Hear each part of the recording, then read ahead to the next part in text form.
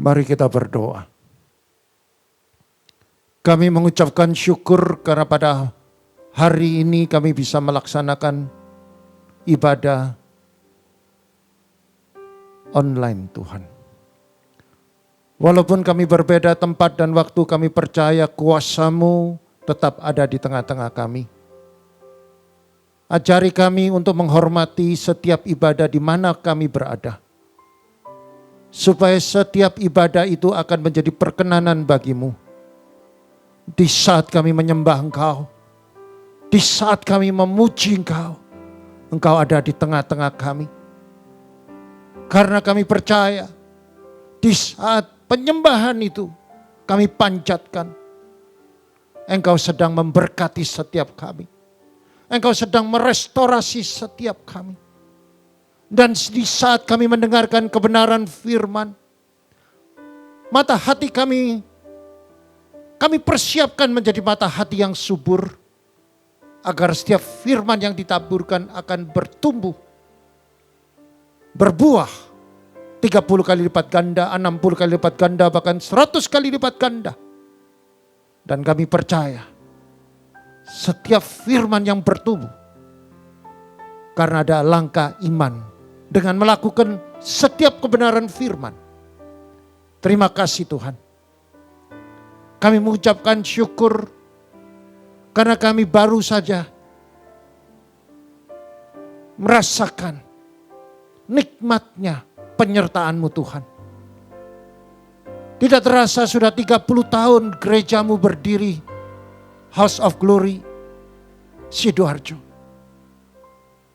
Penyertaan-Mu, pimpinan-Mu selalu nyata Tuhan. Walaupun kami sedang menghadapi badai, walaupun kami sedang menghadapi persoalan, tangan-Mu tetap melindungi kami. Bahkan Engkau berjalan di depan kami. Engkau ratakan semua gunung-gunung persoalan kami. Gereja ini menjadi gereja yang bertumbuh dan berdampak. Dan banyak jiwa diselamatkan. Banyak jiwa dipulihkan karena penyertaan-Mu Tuhan. Terima kasih. Kami hanya mendengarkan setiap perintah-Mu untuk dilakukan. Jadikan kami setiap jemaat mempunyai kepekaan untuk mendengarkan suara-Mu. Dan untuk melakukan setiap kebenaran firman-Mu. Supaya kami makin hari makin dewasa. Sudah 30 tahun kami beribadah di tempat ini. Kami berdoa dan kami percaya jemaat makin hari makin dewasa. Makin hari makin kuat. Karena dibangun di fondasi yang kokoh, yaitu di atas batu. Kami tidak mau membangun rumah di atas pasir. Firman Tuhan mengatakan jika engkau mendengarkan firman dan melakukan, engkau membangun rumah di atas batu. Terima kasih Tuhan. Kami bangga. Kami berada di tempat ini. Kami bangga berada di gereja ini. Kami diajar kebenaran firman-Mu. Kami dibentuk karakter kami dengan setiap kami melakukan kebenaran firman. Terima kasih Tuhan. Dan ada waktunya kami diuji.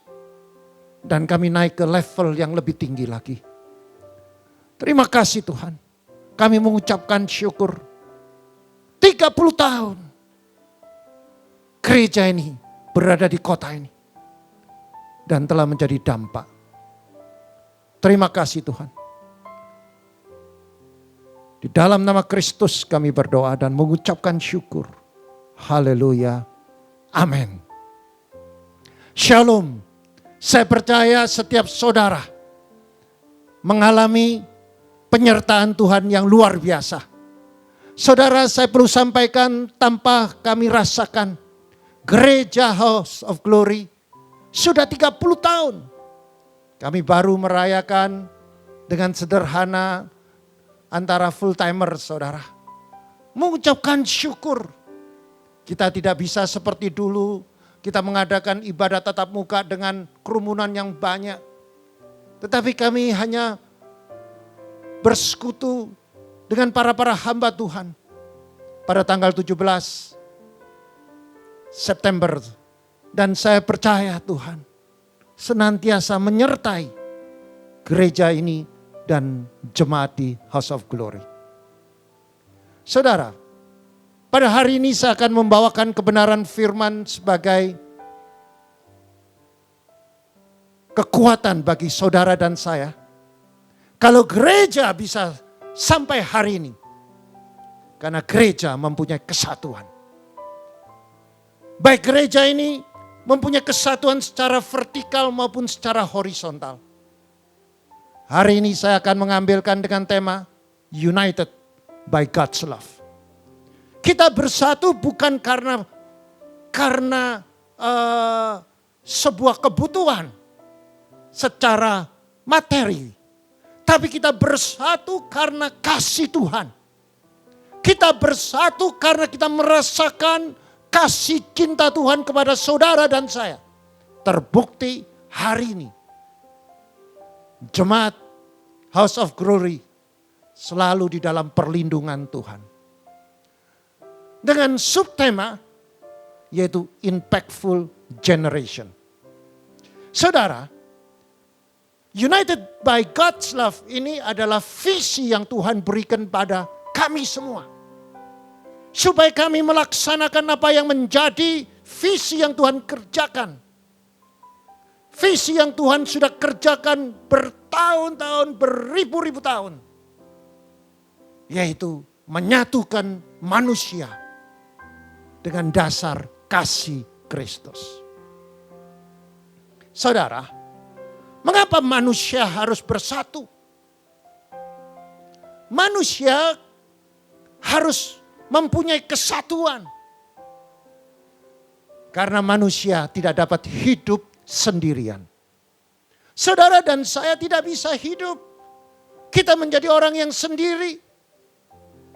Tidak bersosialisasi, bersosial dengan orang di sekitar kita.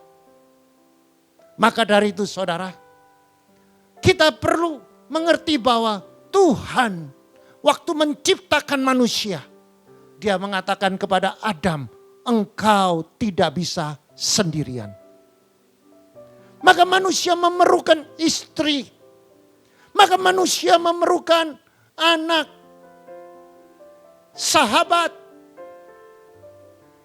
dan teman-teman sekerja. Mungkin saudara membutuhkan sahabat di kalangan saudara. Ada yang kalangan insinyur, karena profesinya insinyur. Ada guru karena komunitasnya guru karena dia seorang guru. Atau pendeta. Atau pengacara. Dan lain-lain saudara. Maka dari itu manusia tidak bisa hidup sendirian. Tuhan mengerti. Di saat manusia diciptakan di Taman Eden. Semuanya sudah tersedia. Hanya satu Tuhan katakan. Engkau membutuhkan penolong. Sejak semula Allah telah berfirman bahwa tidak baik jika manusia seorang diri. Adam diberikan penolong. Di dalam kitab Kejadian pasal 2 ayat 18 dikatakan. Tuhan Allah berfirman. Tidak baik kalau manusia itu sendiri saja. Aku akan menjadikan penolong bagimu. Yang sepadan dengan dia. Artinya manusia hidup harus saling menopang. Dan menolong. Melalui hubungan dan komunikasi. Maka dari itu waktu Tuhan menciptakan manusia. Dia butuhkan seorang penolong. Menurut kacamata Tuhan. Waktu dia menciptakan Adam. Melalui hubungan yang benar. Hubungan yang benar artinya hubungan yang tulus dan kudus. maka terjadilah sebuah kesatuan. Saudara, kesatuan itu dimulai dari hubungan. Tanpa melalui hubungan, saudara tidak bisa bersatu. Maka dari saudara harus, kalau di tengah-tengah komunitas, maka saudara membutuhkan hubungan, komunikasi. Dan komunikasi yang benar adalah komunikasi yang tulus dan kudus. Hari-hari ini banyak orang yang melaksanakan komunikasi dengan packaging kesatuan tetapi tidak tulus dan tidak kudus. Karena apa? Ada muatan kepentingan diri sendiri. Rasul Paulus menyadari hal ini. Dan dia mengungkap kepada jemaat Tuhan di Filipi. Di Filipi 1 ayat 25 dikatakan, dan dalam keyakinan ini taulah aku akan tinggal dan akan bersama-sama lagi dengan kamu sekalian.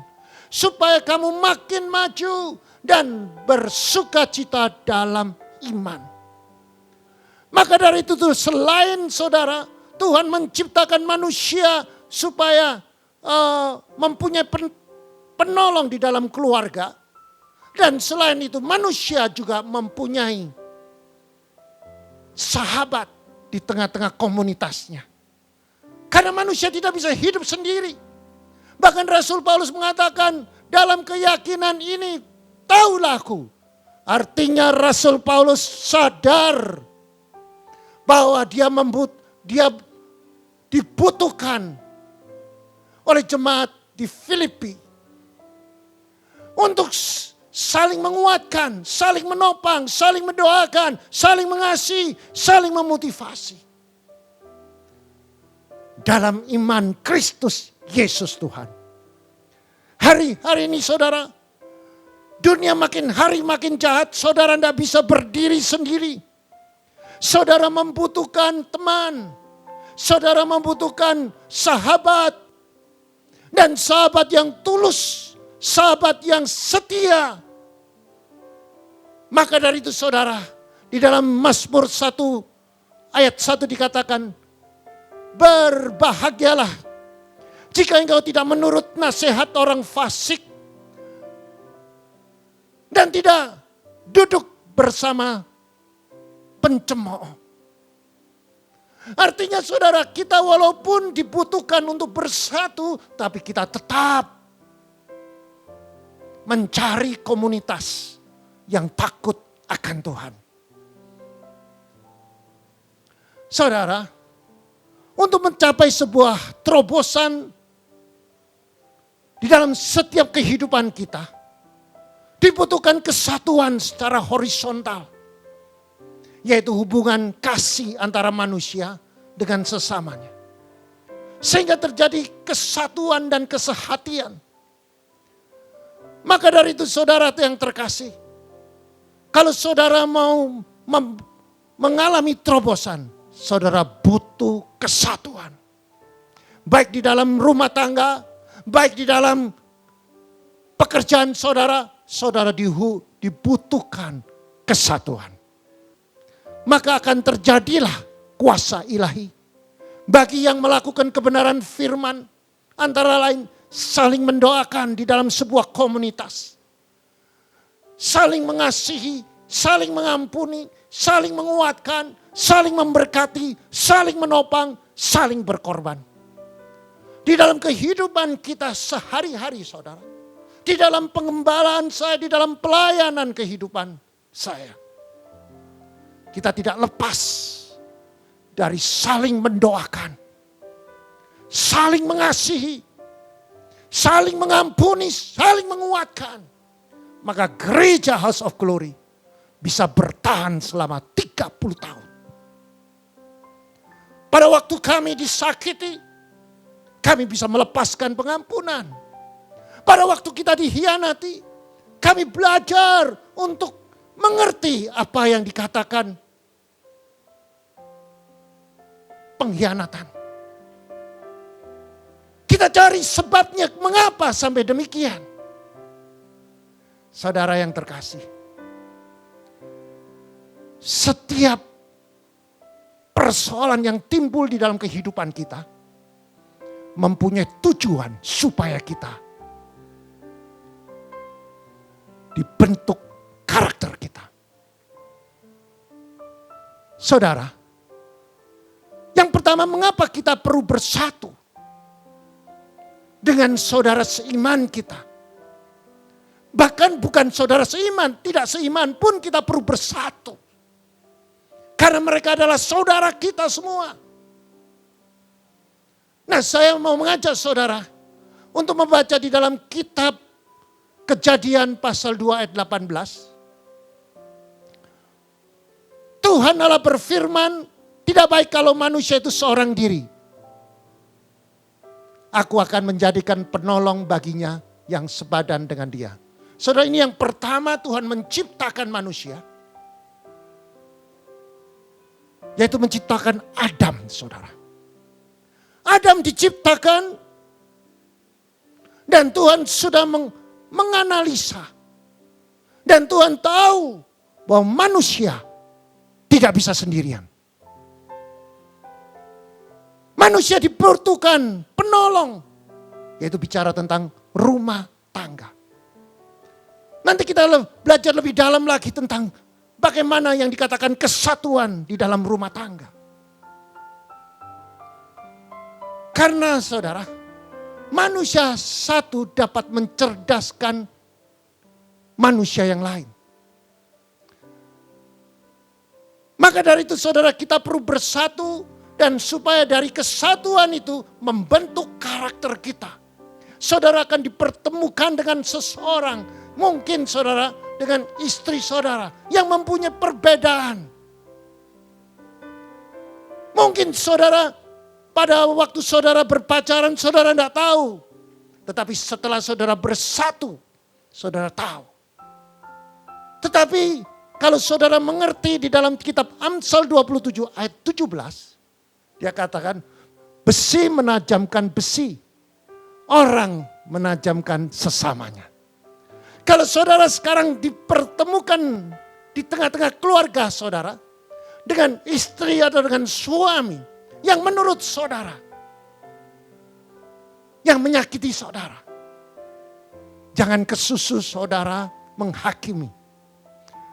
Jangan keburu saudara mengatakan ini bukan jodoh saudara. Saudara, orang Kristen tidak boleh cerai. Apa yang sudah dipersatukan oleh Allah tidak bisa dipisahkan oleh manusia. Apalagi dengan persoalan. Maka dari itu saudara di sini dikatakan ada tujuan Tuhan. Kalau kita ada perbedaan, itu tandanya Tuhan sedang membentuk saudara dan saya. Untuk supaya apa? Kita naik ke level lebih tinggi, yaitu dibentuk karakter. Maka dari itu Amsal 27 katakan besi menajamkan besi. Orang menajamkan sesama. Saudara akan masuk di dalam sebuah rumah tangga yang sangat-sangat berbeda antara suami dan istri. Di situ kita mulai ditajamkan. Maka dari itu saudara nggak perlu takut, saudara nggak perlu stres. Yang penting apa? Saudara harus berdiri di atas kebenaran firman. Apa yang sudah dipersatukan oleh Allah tidak bisa dipisahkan oleh manusia. Karena apa? Allah itu adalah kasih. United by God's love. Kita disatukan karena kasih dari Allah. Karena manusia yang satu dapat memberikan iman dan kasih kepada sesama. Karena saudara, kadangkala kita iman kita sedang merosot. Tetapi kalau kita punya teman, punya sahabat yang takut akan Tuhan, dia bisa membangkitkan iman kita. Yang kedua, bagaimana caranya kita bisa bersatu secara horizontal dan secara vertikal. Sehingga kita dapat meraih kasih ilahi. Sehingga berkat dari Allah itu dicurahkan. Kalau saudara seringkali kita berdoa minta supaya kita bisa dicurahkan berkat, tetapi kita harus mengerti syarat. Bagaimana caranya kita bersatu secara horizontal? Bagaimana saudara bisa bersatu dengan istri saudara atau dengan suami saudara yang mempunyai perbedaan dengan saudara?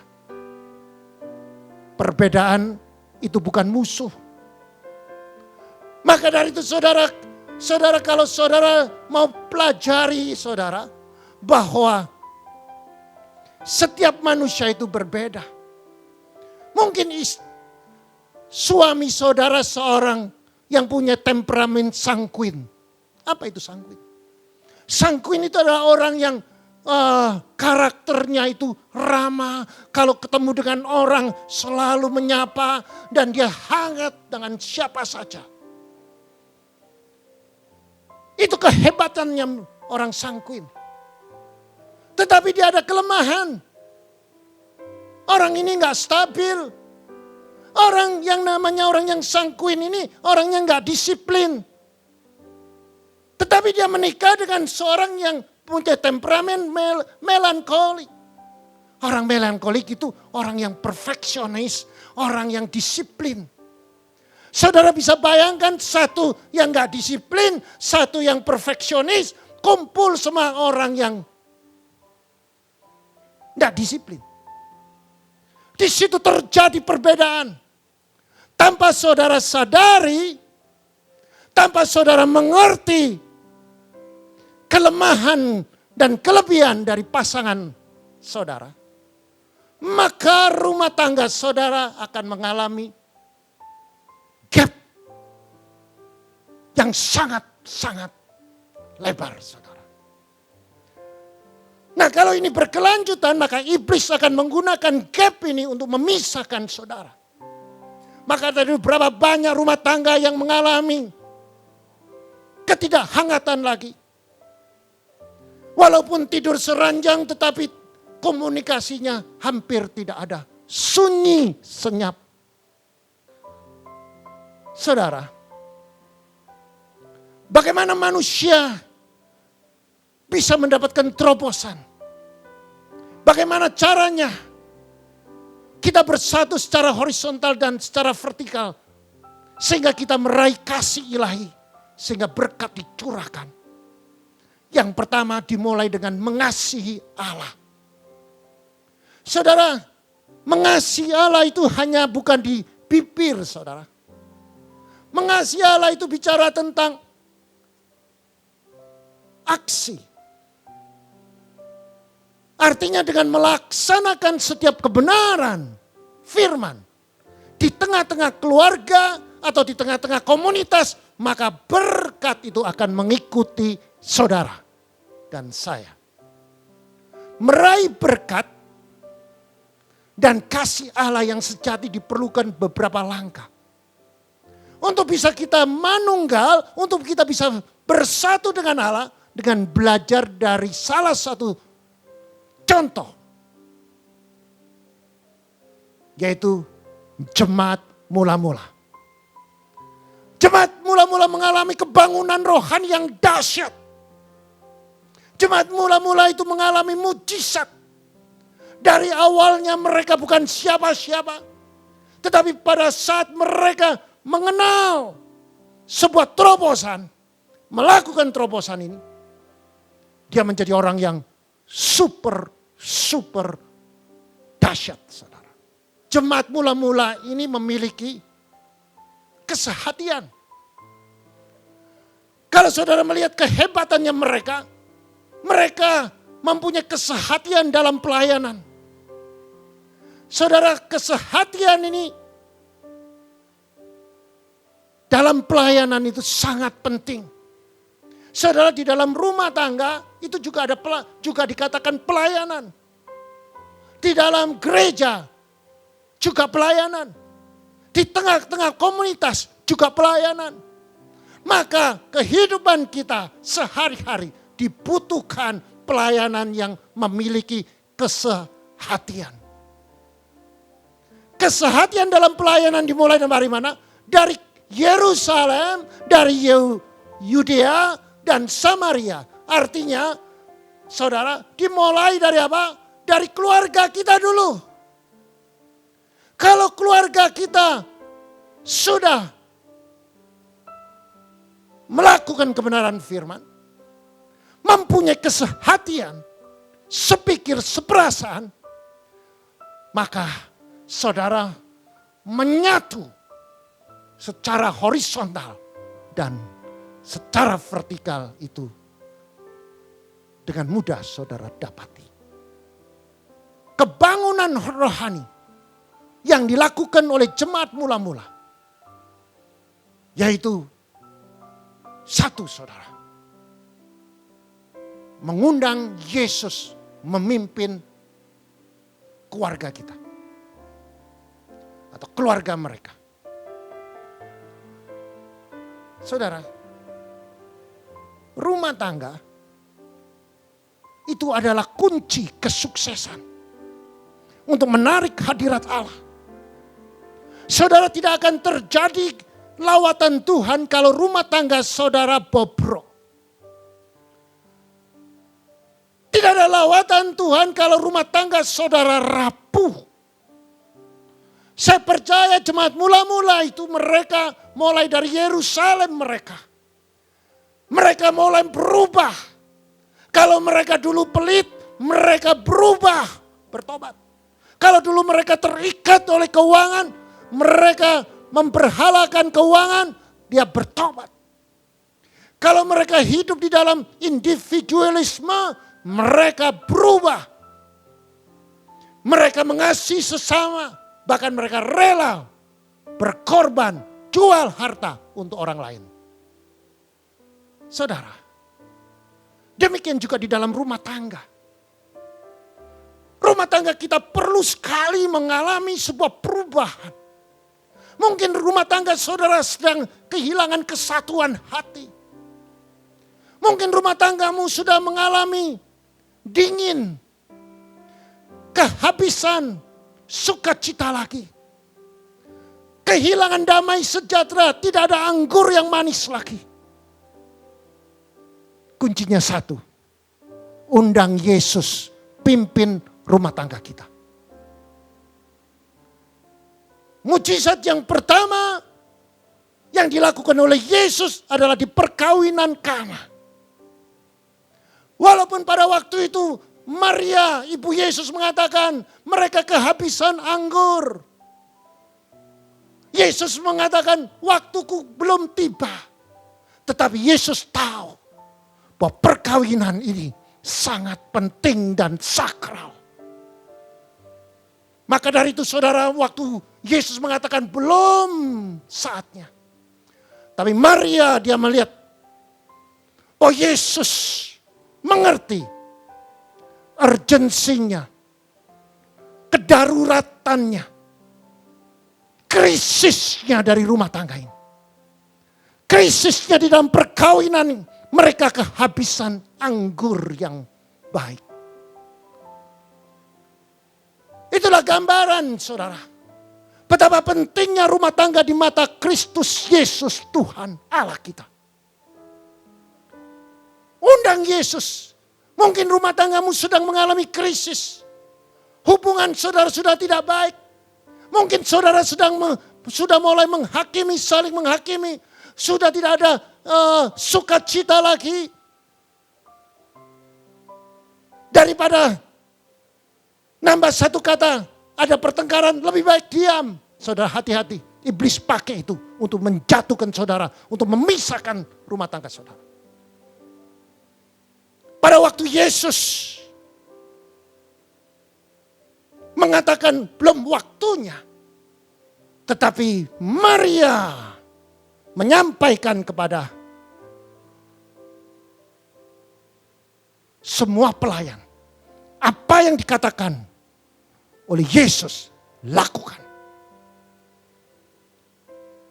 Yesus tidak tunggu. Tidak tunggu sampai kehabisan orang-orang semua marah. Tidak. Yesus mengambil langkah, yaitu langkah secara urgensi. Dia ambil langkah.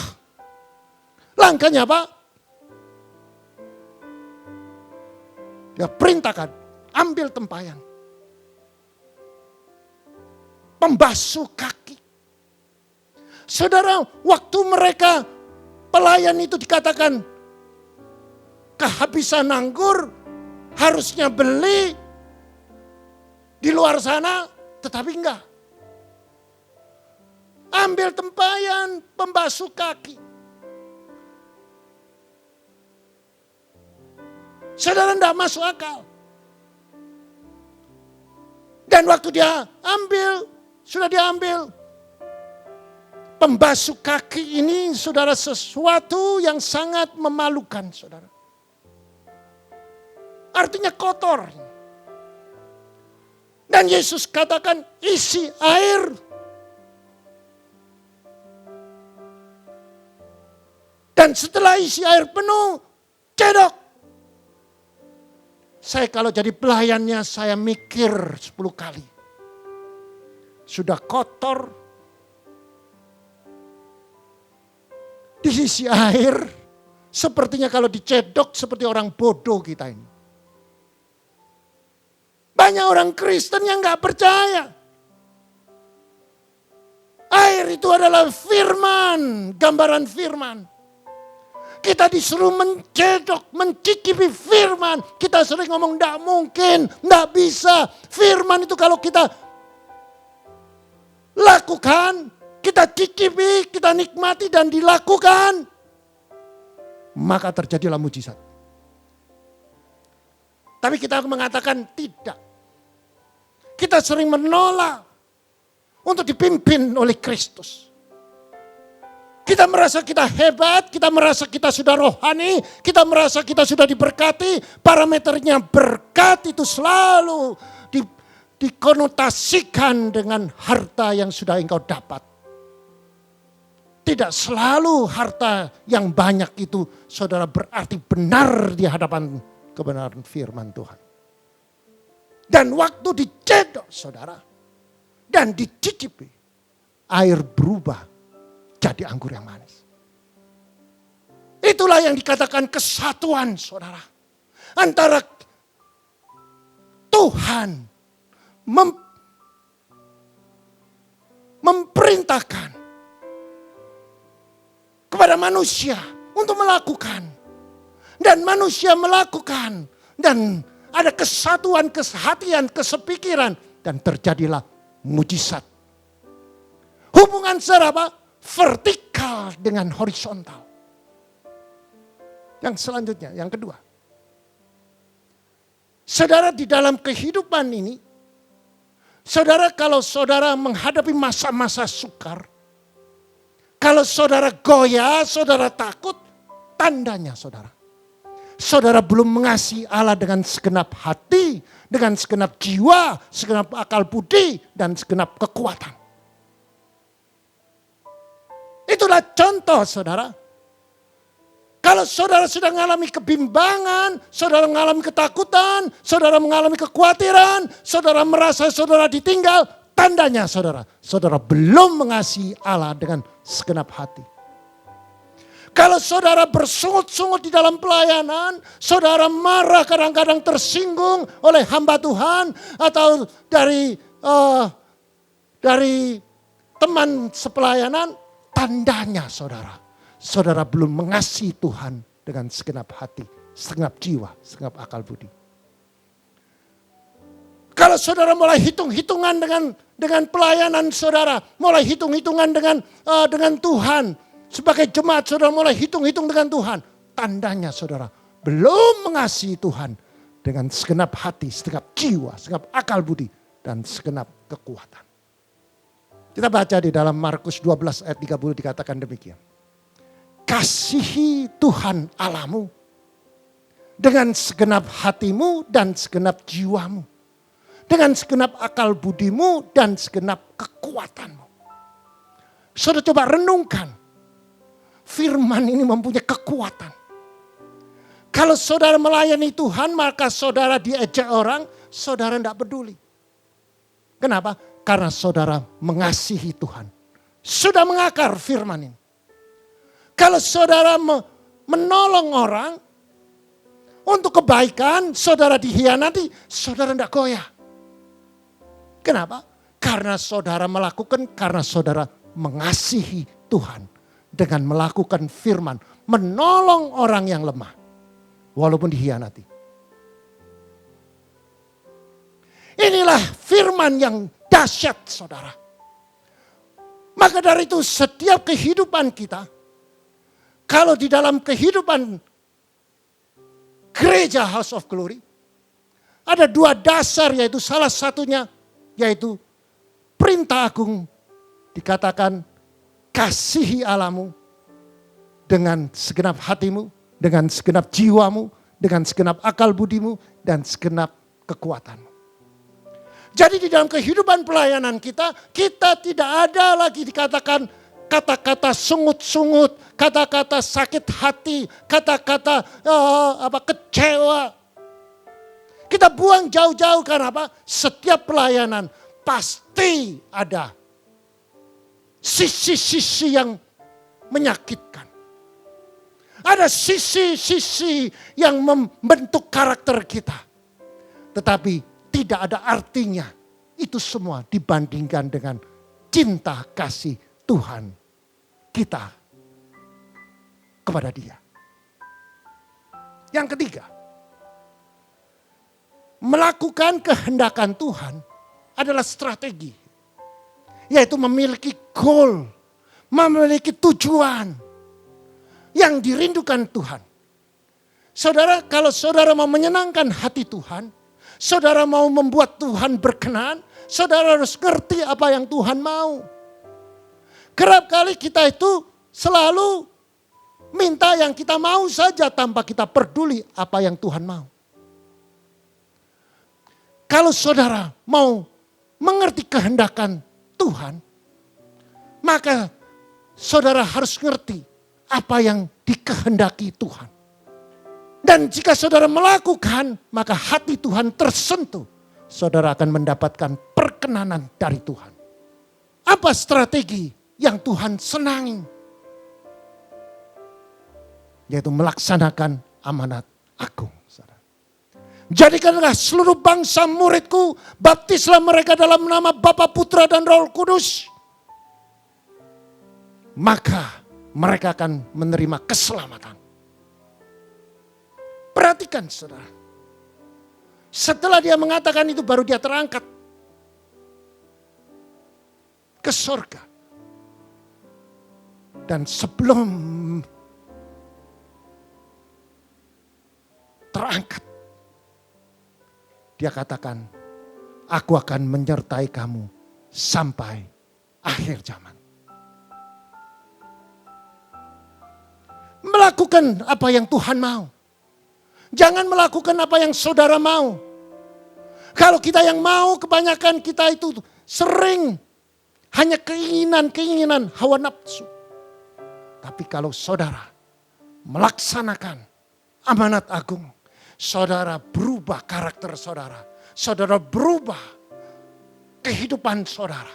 Saudara menjadi berkat bagi orang lain. Saudara sudah menginjil.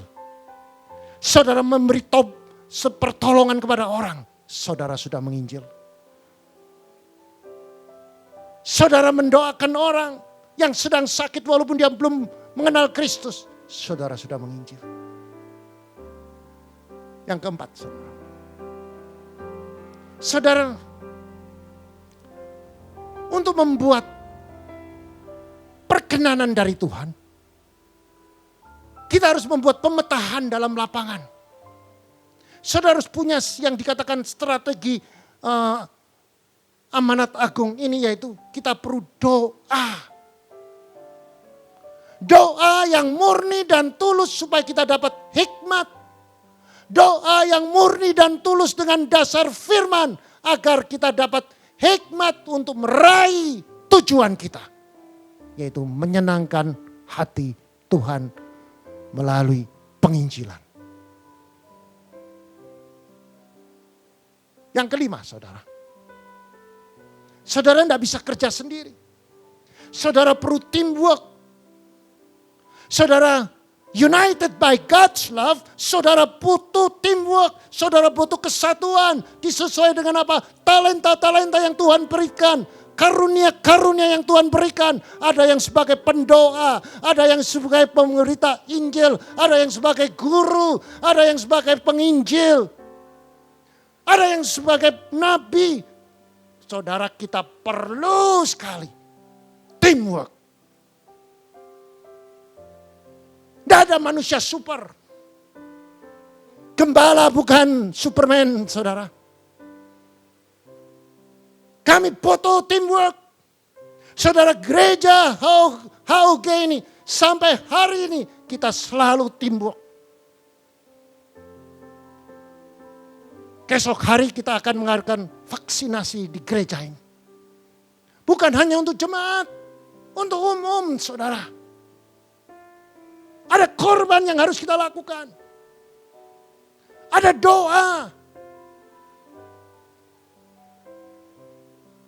Ada kepedulian. Ada yang menabur. Ada yang memberi motivasi. Ada yang memberi kekuatan. Kita perlu teamwork. Yang keenam, saudara. Memiliki ketaatan dan kepercayaan kepada pemimpin.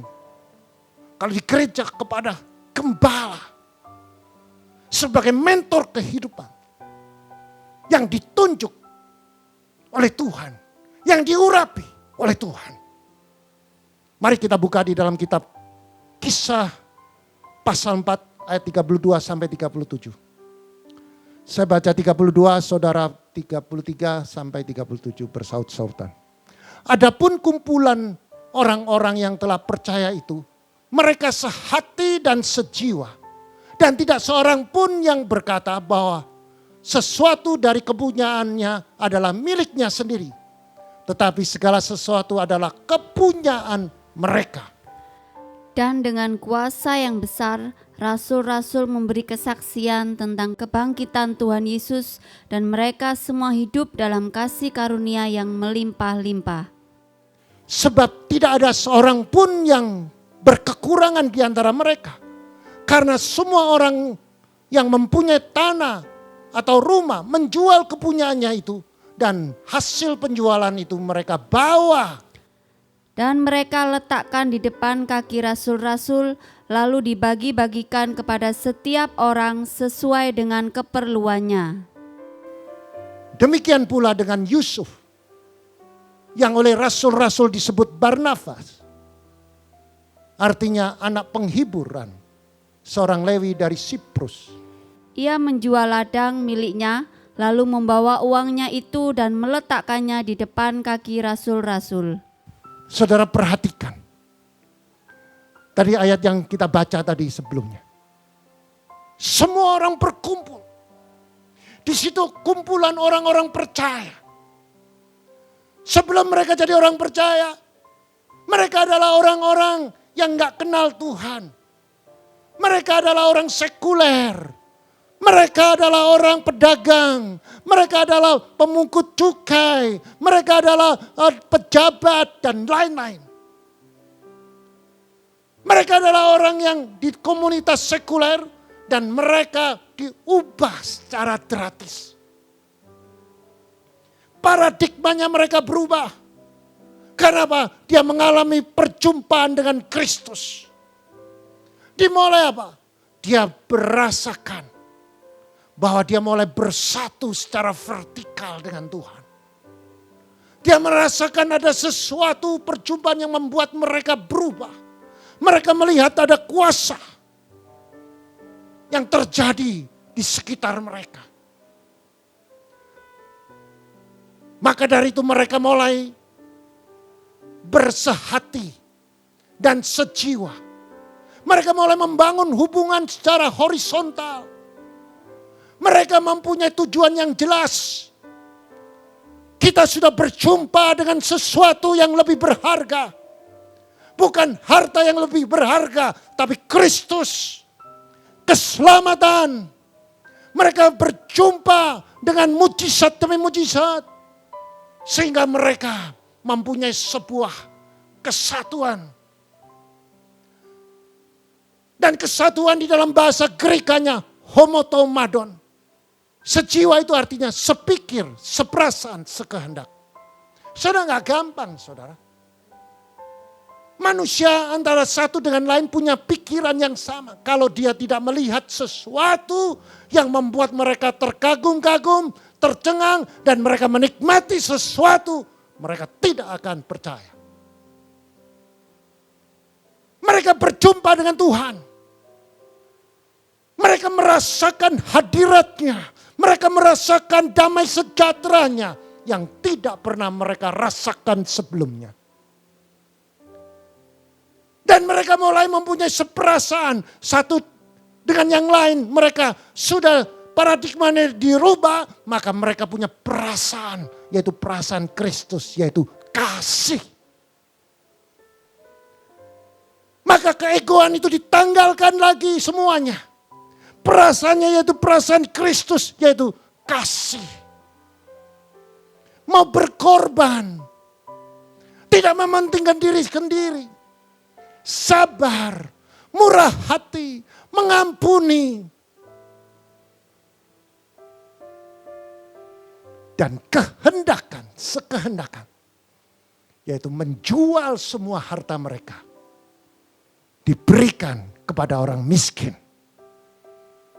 Homotomadon. Sejiwa. Artinya sepikir, seperasaan, sekehendak. Saudara, saya akan menjelaskan lebih dalam lagi saudara. Supaya saudara dan saya bisa menikmati kesatuan yang dikatakan homotomadon. Sehati, sepikir, seperasaan. Dimulai apa? Dari rumah tangga kita. Yang pertama saudara, firman dan kasih Tuhan menjadi barometer. Kita harus belajar mengenal firman Tuhan. Bagaimana saudara bisa mengenal firman Tuhan? Kalau saudara tidak pernah baca firman Tuhan. Bagaimana saudara bisa mengenal firman Tuhan itu dahsyat kalau saudara tidak pernah melakukan? Mengenal firman Tuhan untuk dimengerti. Sudah saudara mengerti, tidak mengerti, saudara perlu lakukan. Setiap saudara lakukan, terjadilah sebuah lawatan. Setiap firman itu mempunyai muatan untuk membentuk karakter saudara. Bisa penyalipan diri melalui puasa. Sehingga suasana hati saudara supaya tidak terpancing, saudara perlu dilatih untuk puasa, untuk mengendalikan penguasaan diri. Supaya saudara tidak mudah terpancing oleh jerat-jerat individualisme. Keegoisan di dalam kehidupan ini. Saudara menyalibkan diri supaya apa? Supaya saudara tidak mudah dengki, tidak mudah iri hati. Saudara, berapa banyak orang yang jatuh di dalam bisnisnya karena iri saudara. Berapa banyak orang Kristen yang di dalam pelayanannya jatuh karena dengki. Dengan penyaliban diri saudara, saudara akan terobati dari sakit hati, bimbang, dan hawa nafsu, kedagingan. Saudara, kesekehendakan hati, semua kehendakan hati itu dikendali, dilatih oleh mentor kehidupan yang didasari oleh firman Tuhan secara mutlak. Saudara, dalam hidup ini saudara perlu mentor. Saudara perlu mentor kehidupan. Saudara nanti kalau saudara sudah dilatih, saudara juga akan melatih istri, anak cucu saudara. Saudara di gereja perlu dilatih, dimentori. Supaya apa? Supaya saudara menjadi orang yang terlatih untuk melakukan kehendakan Tuhan. Saudara yang terkasih, mari kita lihat akibat mujizat itu terjadi. Karena mereka melakukan kesatuan, saudara. Yaitu homotomadon, sehati, sepikir, seperasaan. Mari kita buka di dalam kitab Kisah Rasul pasal 4, 29 sampai 31. Dan sekarang, ya Tuhan, lihatlah bagaimana mereka mengancam kami dan memberikan kepada hamba-hambamu keberanian untuk memberitakan firman-Mu.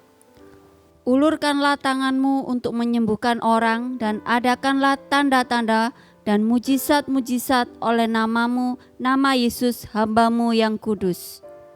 Dan seketika mereka sedang berdoa, goyanglah tempat mereka berkumpul itu dan mereka semua penuh dengan Roh Kudus. Lalu mereka memberitakan firman Allah dengan berani. Yang percaya firman Tuhan katakan amin. Perhatikan di ayat yang ke-29, saudara. Mereka sedang mengalami ancaman. Dikatakan, dan sekarang ya Tuhan lihat bagaimana mereka mengancam kami. Pada waktu itu murid-murid Yesus, mereka sudah bersatu. Mereka mempunyai kesatuan hati, tetapi pemerintah zaman itu tetap mengancam mereka. Para imam-imam, ahli Taurat, mereka mengancam untuk memenjarakan mereka. Tetapi mereka tidak goyah. Dan mereka mengatakan, berikanlah kepada hamba-hambamu keberanian untuk memberitakan firman. Saudara, mereka minta perlindungan Tuhan? Tidak, saudara. Mereka tidak minta perlindungan. Mereka mengatakan, Tuhan lihat bagaimana mereka mengancam kami. Apa yang mereka katakan? Berikan kepada kami, hamba-hambamu, keberanian untuk memberitakan Injil. Murid-murid Yesus itu pada waktu itu tidak mengatakan, Tuhan lindungi aku. Tuhan butakan mereka supaya tidak kelihatan aku. Tidak, saudara. Hanya satu kata, dia tetap melakukan firman. Yaitu melakukan apa yang menjadi kesenangannya Tuhan. Kehendakannya Tuhan. Yaitu memberitakan firman Allah. Maka dari itu dia katakan, Tuhan berikan kepada hamba-Mu keberanian untuk memberitakan firman. Mengapa saudara? Kita kerap kali sering minta Tuhan berkati aku. Supaya aku jadi berkat. Tapi yang kali ini kita lihat lain saudara. Dia katakan berikan aku keberanian untuk memberitakan Injil. Artinya dia melihat ada sesuatu yang lebih berharga dari hartanya. Yang ke-30 dikatakan demikian. Ulurkanlah tanganmu untuk menyembuhkan orang. Strategi yang dia katakan, yang dia miliki yaitu Tuhan. Selain aku diberi keberanian, Tuhan urapi aku supaya aku tumpang tangan ada kuasa mujizat. Dan adakanlah tanda-tanda mujizat hanya oleh nama Yesus, bukan nama orang lain. Yaitu hamba-Mu yang kudus. Saudara, ini adalah sesuatu yang luar biasa. Murid itu mengatakan, ulurlah tanganmu untuk aku bisa tumpang tangan ada kuasa mujizat. Yang ketiga satu, sangat menarik. Ketika mereka sedang berdoa, saudara. Doa yang benar-benar, yang sungguh-sungguh. Tempat itu goyang. Mereka berkumpul dan mereka semua penuh dengan Roh Kudus. Lalu mereka memberitakan firman Allah dengan berani, saudara. Saudara, hari-hari ini kita sering mendapatkan intimidasi. Kita sering mendapatkan ancaman-ancaman ekonomi, kesehatan dan lain-lain. Perlu saya sampaikan. Jemaat Gereja House of Glory adalah jemaat yang sudah dewasa, 30 tahun. Sudah waktunya. Saudara katakan, Tuhan, ulurkan tangan-Mu Tuhan. Berikan aku keberanian untuk memberitakan Injil. Tuhan, supaya aku tumpang tangan ada kuasa mujizat. Saya percaya, hari ini kalau saudara melakukan dengan benar, mujizat besar terjadi. Di dalam nama Yesus Kristus. Mari kita tundukkan kepala. Kami mengucapkan syukur Tuhan. Kalau pada hari ini kami sudah mendengarkan kebenaran firman. Bagi setiap saudara tersentuh oleh firman Tuhan. Itu tandanya Tuhan sedang berbicara di dalam kehidupan saudara. Tuhan, Engkau melihat tangan-tangan yang terangkat. Setiap saudara tersentuh, angkat tanganmu. Tuhan lihat. Jamah setiap tangan yang terangkat. Yang sakit Tuhan sembuhkan. Yang mengalami krisis Tuhan pulihkan. Yang sedang bimbang di persimpangan, Tuhan tuntun mereka. Supaya mereka masuk di dalam jalan kebenaran. Yang belum mengenal Kristus, menerima Kristus, juga angkat tangan. Katakan, Tuhan, hari ini aku mau terima Yesus sebagai juru selamat. Aku mau bertobat. Karena firman Tuhan mengatakan, dengan mulut mengaku Yesus Tuhan, dengan hati percaya Yesus bangkit pada hari ketiga, maka engkau akan menerima keselamatan. Tuhan jamah, Tuhan pulihkan. Yang sakit sembuh, yang belum kenal Kristus, terima Yesus sebagai juru selamat pribadi. Dalam nama Yesus Kristus kami berdoa. Yang rumah tangganya mengalami krisis, Tuhan pulihkan. Undang Yesus masuk dalam hidup. Di dalam nama Yesus kami berdoa. Haleluya. Amin. Shalom.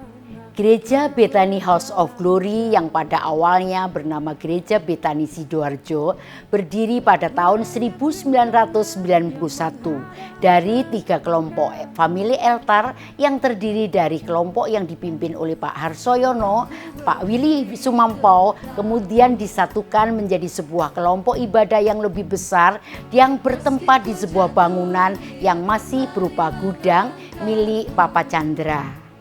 Kehadiran jemaat pada waktu itu sekitar 70-100 orang. Dengan menyediakan suatu wadah yang lebih besar, ternyata Tuhan juga terus menambahkan jiwa-jiwa yang haus dan diselamatkan. Seiring berjalannya waktu, keberadaan Gereja Bethany House of Glory makin diakui dan berkembang serta memiliki rumah ibadah sendiri. Gembala sidang yang pertama adalah Bapak William Torar. Kemudian dilanjutkan Bapak Halim, serta dilanjutkan lagi oleh Bapak Gembala kami, Bapak Willy Yosef Chandra sampai saat ini. Seiring berjalannya waktu, oleh karena kemurahan Tuhan, saat ini Gereja Bethany House of Glory telah memiliki ribuan jemaat dan telah mengembangkan berbagai bidang pelayanan yang baik untuk jemaat maupun masyarakat. Antara lain pengobatan gratis, pasar rakyat, nasi murah, dan pembagian takjil. Pemberian tangan dan kaki palsu serta kursi roda. Pembagian hewan kurban, fogging, diakonia yang berupa pembagian sembako, serta kids game. Gereja Bethany House of Glory juga melebarkan sayap pelayanannya melalui 7 pilar, yaitu pendidikan melalui Sekolah Kristen Taruna Raja Wali yang dimulai dari kelompok bermain, TK, SD, dan SMP. Pilar olahraga melalui Akademi Futsal dan Basket. Pilar musik melalui GMMC dan tim PAW. Pilar multimedia, pilar entertainment, pilar sosial, politik, kesenian, dan budaya. Melalui kuasa Tuhan Yesus Kristus di usia yang ke-30 tahun ini, Gereja Tuhan, Gereja Bethany House of Glory juga telah mendapatkan izin pendirian gereja melalui perjuangan yang disertai dengan air mata serta doa. Kiranya Gereja Bethany House of Glory bisa menjadi dampak bagi jemaat dan masyarakat di sekitar, dan gereja menjadi terang agar nama Tuhan semakin dipermuliakan. Selamat ulang tahun Gereja Bethany House of Glory yang ke-30. Tuhan Yesus memberkati. Saya selaku Gembala Sidang Gereja Bethany Kemah Pemulihan Jemaat Madiun mengucapkan selamat ulang tahun yang ke-30 bagi seluruh jemaat AUG Sidoarjo, terutama untuk Gembala Sidang yaitu Bapak Willy Yosef. Saya percaya di dalam usia 30 tahun ini berarti usia yang cukup dewasa untuk menjadi orang yang percaya, yang tidak lagi seperti kanak-kanak, tetapi menjadi pelaku firman Tuhan. Dengan kasih Kristus dapat mengikat satu sama lain, antara jemaat satu dengan yang lain, juga dengan Gembala Sidang. Tuhan Yesus memberkati saudara. Shalom, saudara yang dikasihi Tuhan, Jemaat Bethany House of Glory. Saya mengucap syukur kepada Tuhan kalau saya bisa ambil bagian di dalam memberikan sambutan atau wejangan rohani. Juga saya mengucap syukur dan berterima kasih untuk Gembala Saudara Bapak Pendeta Willy Yosef Chandra yang mempercayakan kesempatan ini kepada saya. Selama 30 tahun ini bukan satu perjalanan yang pendek, tetapi saya percaya ada suka duka di dalam mengikut Tuhan tentunya. Tetapi kalau saudara terus mau mengikuti apa yang Tuhan ingatkan kepada kita semua, bahwa usia 30 tahun ini bukan lagi usia anak-anak. Dan kalau saudara mau merenungkan di dalam mengiring kepada Tuhan, saya begitu yakin dan percaya 30 tahun ini ada suka duka, ya. Tetapi di balik itu semua ada sukacita Tuhan yang Tuhan sediakan bagi jemaat House of Glory. Oleh sebab itu saudaraku, kesempatan kali ini saya hanya memberikan oleh-oleh rohani melalui kebenaran firman Tuhan, di mana Paulus pernah mengatakan bahwa ketika aku kanak-kanak, aku berkata-kata seperti kanak-kanak. Aku merasa seperti kanak-kanak. Aku berpikir seperti kanak-kanak. Sekarang sesudah aku menjadi dewasa, aku meninggalkan sifat kanak-kanak itu. 30 tahun saudara, saya percaya saudara menjalani pengiringan kepada Tuhan. Ada masa suka dan duka.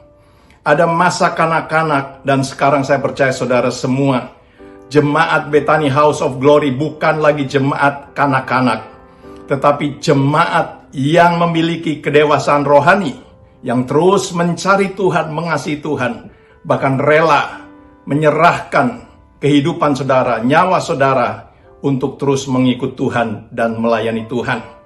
Saya begitu yakin dan percaya saudara sudah masuk di dalam usia 30 tahun, hari ulang tahun yang ke-30, saudara semua sebagai jemaat House of Glory adalah jemaat yang dewasa. Oleh karena apa? Saudara mau menghitung hari-hari saudara di dalam mengikut Tuhan. Dan saya begitu yakin saudara semua melalui penggembalaan Bapak Pendeta Willy Yosef beserta para pelayan Tuhan, saudara menjadi jemaat yang dewasa, jemaat yang memiliki hikmat Tuhan, sehingga saudara memiliki kebijaksanaan dalam mengikut Tuhan.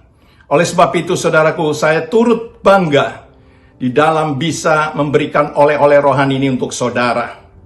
Akhir kata, atas nama Gembala Jemaat BECC New York beserta para pelayan Tuhan mengucapkan selamat ulang tahun yang ke-30.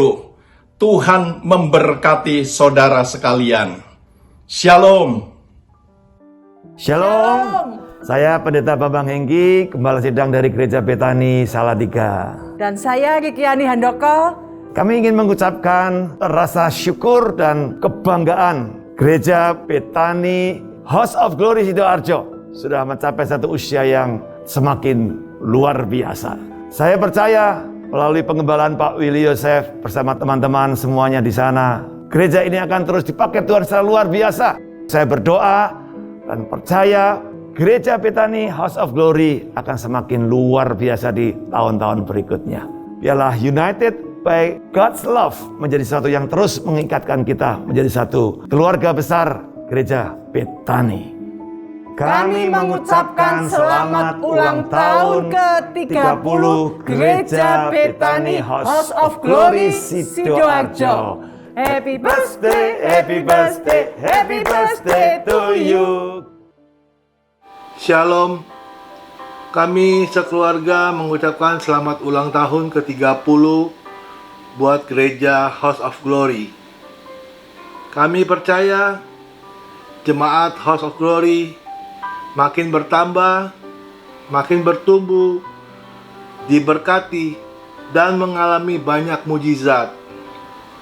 Serta Bapak Gembala, Bapak Willy Yosef Chandra, dan para pekerja House of Glory semakin penuh ikatan dengan kasih Kristus, penuh kuasa Roh Kudus. Tuhan Yesus memberkati. Bapa, terima kasih Bapa, di dalam nama Tuhan Yesus Kristus kami mengucap syukur Tuhan untuk hari ini Tuhan. Kalau gerejamu, Gereja House of Glory Tuhan, yang telah berusia 30 tahun Tuhan, terima kasih Tuhan. Kami percaya Tuhan, tangan penyertaan-Mu selalu menyertai jemaat-jemaat Gereja House of Glory Bapa. Kami percaya Tuhan, kasih-Mu semakin nyata di dalam kehidupan kami sebagai jemaat House of Glory Tuhan. Terima kasih Tuhan. Berkati Bapak Gembala, Bapak Willy Yosef Chandra ya Tuhan, yang Engkau percayakan Tuhan untuk mengembalakan kami Tuhan. Terima kasih Tuhan Yesus. Berikanlah kesehatan yang lebih baik kepada Bapak Gembala kami. Berikanlah hikmat-Mu lebih lagi Tuhan. Urapan yang baru setiap hari turun atas beliau ya Bapa. Tanda-tanda mujizat Tuhan menyertai beliau Bapa. Terima kasih Bapa, terima kasih. Kami percaya Bapa, Gereja of Glory Tuhan akan berkembang ke kiri ke kanan Tuhan. Karena kasih-Mu, Kau akan mengirimkan lebih banyak lagi jemaat kepada gereja ini Bapa. Dan biarlah jemaat House of Glory semakin bertumbuh dan berbuah Tuhan. Mereka akan memuliakan nama-Mu Bapa. Terima kasih Bapa, terima kasih. Dalam nama Tuhan Yesus kami berdoa dan mengucap syukur. Haleluya. Amin. Shalom. Blessed anniversary to the House of Glory. Puji Tuhan, 30 tahun kemurahan Tuhan sangat nyata di dalam Gereja House of Glory. Saya dengan Suzy dari Kota Pulau Pinang dari Excel Point Community Church ingin mengucapkan tahniah kepada Bapak Pendeta Dr. Willy Joseph Chandra dan semua pemimpin dan teman-teman yang kita kenali. Puji Tuhan, kalian bisa merayakan 30 tahun kemurahan dan kebaikan Tuhan. Saya pasti, sungguh pun di musim pandemik ini ada banyak cabaran dan tantangan. Tetapi masa depan House of Glory tetap cerah, tetap luar biasa, dan tetap diberkati Tuhan. Sukses selalu. Shalom, saya Pendeta Stefanus Gunawan. Saya Pendeta Wirawati Haryanto. 30 tahun bukan waktu yang singkat, namun usia yang semakin matang untuk melaksanakan visi Tuhan. Selamat ulang tahun untuk Bethany HOG Sidoarjo, dan kami turut merasakan sukacita yang melimpah bersama dengan Bapak Pendeta Willy Yosef Chandra, seluruh pengerja dan jemaat. Bersama kita akan semakin mengasihi dan melayani Tuhan, dan Tuhan Yesus memberkati saudara dan saya. Taat, tekun, setia. Semangat!